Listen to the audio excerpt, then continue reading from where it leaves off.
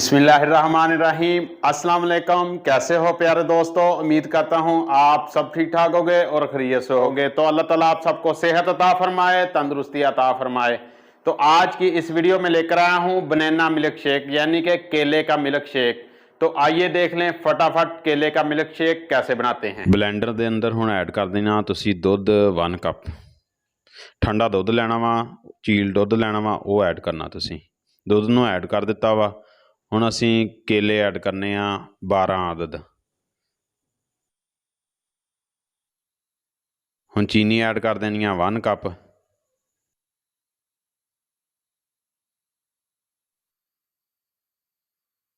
चीनी भी ऐड कर दी आ। हुण तुसी बर्फ़ ऐड कर देनी आ। जिन्ना कुं तुसी ठंडा पसंद करते आ उन्नी कुं बर्फ़ पा लो।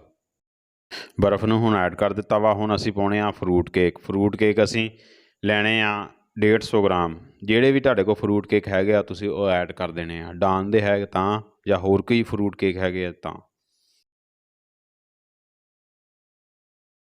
ਪਾ ਲੀਆਂ। ਹੁਣ ਅਸੀਂ ਬਲੈਂਡ ਕਰ ਲੈਣਾ ਵਾ ਜੂਸ ਨੂੰ ਅੱਛੇ ਤਰੀਕੇ ਨਾਲ।